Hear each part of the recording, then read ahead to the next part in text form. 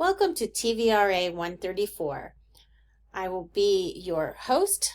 I'm Professor Diener, and today I will be going through Chapter 1 of our book, Media Essentials.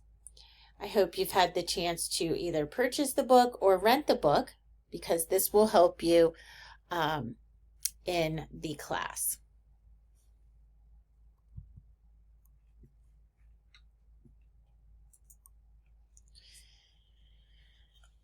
Okay, so prior to the 1980s, the vast majority of people watched video content on their TV sets from 3 to 4 broadcasters over the local airways. Then cable TV exploded. Now with the internet and streaming shows, many other trends have emerged. Some of those trends today include cord cutting, which is, of course, canceling cable or satellite subscriptions in favor of streaming online.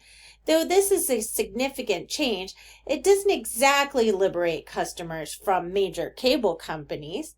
For example, with Comcast buying NBC Universal means that it still produces content for which it gets paid through services like Hulu or Netflix, which license TV shows and stream them for their users. Cable companies like Comcast provide the broadband internet services being used by cord cutters. Another term you might have heard recently is called bundling. So cable, internet, and phone, all bundled into one bill. You might get a better deal if you bundle these services. So what is good about media? Well, one thing that's good is that media help us understand events and trends affecting us.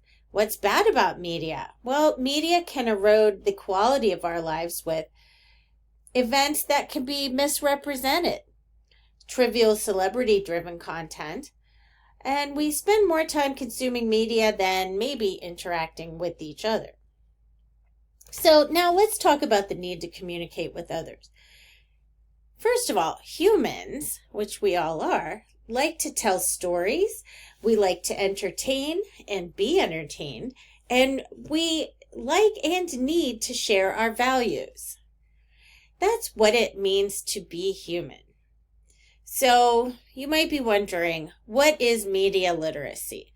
Well, it's really an understanding of the media that are powerfully shaping our world and being shaped by it.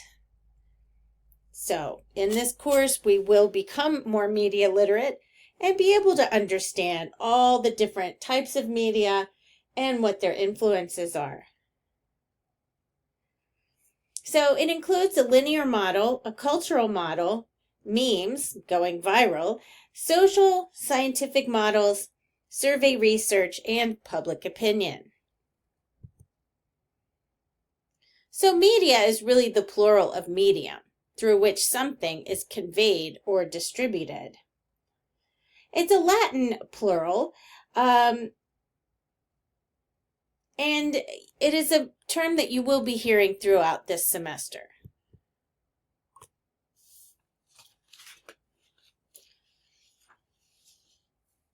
So we can trace the historical development of media through several eras, all of which are still operating in varying degrees. Oral, written. Oral, of course, is verbal, what you would be speaking to one another, and written would be in ancient times, words or pictures that are put on stone or something, an early type of paper like papyrus. Mass communications would include things like print, electronic, and digital. Those mass communications reach larger and more diverse audiences.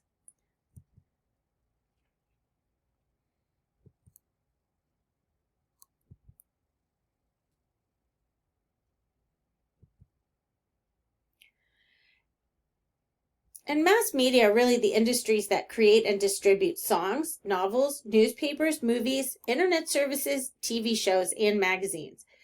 Back in the 1800s, newspapers got telegraphs from reporters almost instantly, thus improving the speed of getting a story out. Early 20th century, we were introduced to radio and TV, so with the flick of a switch, we could get news and entertainment. In the late 20th century and today, we continue to evolve with smartphones. We can get the information in the palms of our hands using Wi-Fi cellular signals. Older forms of communication, however, don't seem to go away completely, but they do change. They are adapted and converged with newer forms and technologies. So, media convergence, you see this term here. What does that mean? It's the merging of content across different media channels and a business model consolidating various media holdings. So, it can have two different kinds of meanings. A case study in your book on page 12 and 13 about converging media. You might want to check that out. So when Comcast bought NBC Universal, they had merged with Time Warner, which also was a conglomerate of Time Magazine and Warner Media. And of course, Warner now has, that has all broken apart, Time Warner, and now Discovery and Warner Brothers are one company, and they are down here in Silver Spring. It would have meant a push toward monopolization if too many companies become one company, and our government does not approve of monopolies. They do try to break those up after a while. So think about these companies like Comcast. They are among the top 140 overall donors to federal elections and contribute over 120 million in lobbying. Comcast opposes strong net neutrality protections, including those called for by Obama in 2014. And then let's talk a little bit about net neutrality. What is net neutrality? It's the principle that every web user, whether a multinational corporation or private citizen, has the right to the same internet network speed and access. The FCC has decided against tiered pricing. It would mean that only large companies would be able to pay for faster internet. But of course, with each election, we have varying degrees of opinions on net neutrality, so that seems to be going back and forth every time we get a new a presidential candidate in place. So tensions between innovation control and consumer interests arise, could mean fewer choices and bias. Let's talk a little bit about large, medium, and small screens. How does media reflect and shape our world? What roles and responsibilities do the mass media have? Do they inform us? Do they teach us? They should, right? What is our role in the media process, such as the development and distribution of content? And if at all, should these processes be changed? So let's think about these ideas. If you wouldn't mind, just take about 10 minutes to write these down. This won't be graded, but just food for thought, really. What does research tell us about how media both reflect and shape our world? What roles and responsibilities do the mass media really have in our society? And think about other countries, how those countries are run.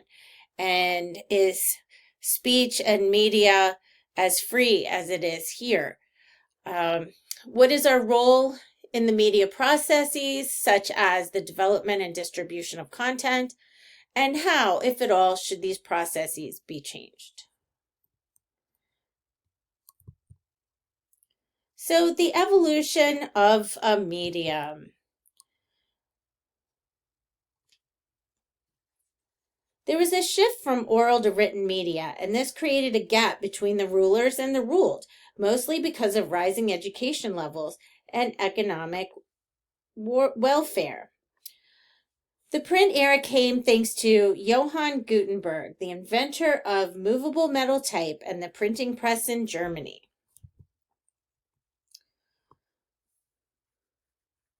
This was the beginning of the modern print era. Instead of only large, expansive books, there were now smaller, more affordable ones. Also, there was the rising resistance to authority. With the Protestant Reformation, the pen is mightier than the sword. Writers could use print to dissuade views that challenged traditional civil doctrine and religious authority. This led to the rise of Reformation and modern nationalism and to new socioeconomic classes. This in turn led to the Industrial Revolution and modern capitalism in the mid-1800s with mass production of goods and the emergence of the middle class.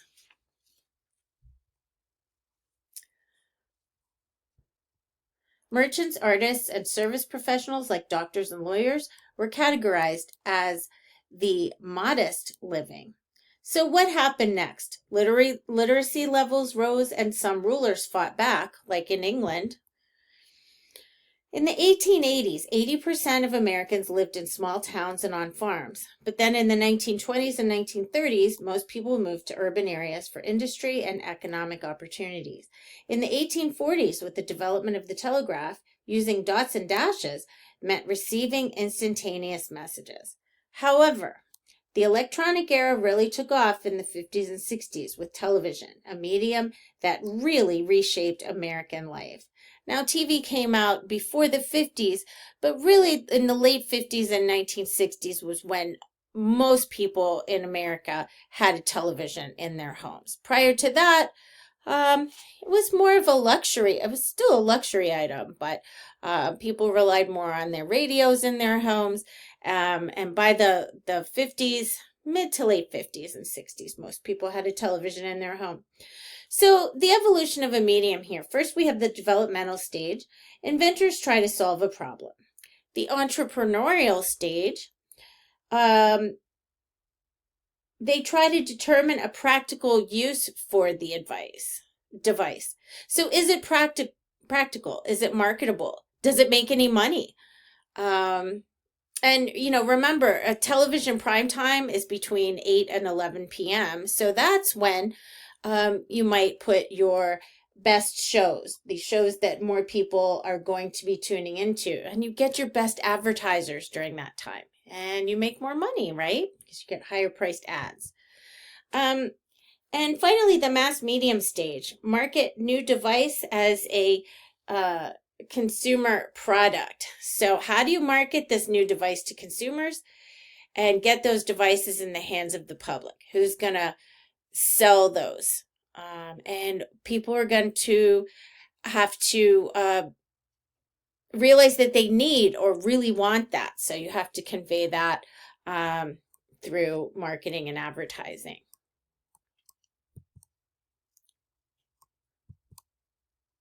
Okay, so think about these questions. Is mass media a blessing or a blight? Mass media shapes our values and behaviors. Our values and behaviors shape mass media. So you might be wondering, what's a blessing? Well, a blessing is defined as God's favor or a person's sanction or support, or something you ask God for, something for which you are grateful. So what's blight? Blight is to have a severely detrimental effect on, say, something like society. So what do you think? Is mass media a blessing or a blight?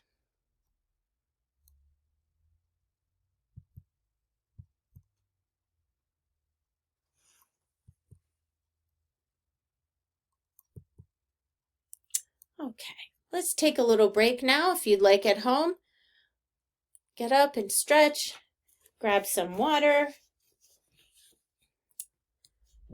and take a little break.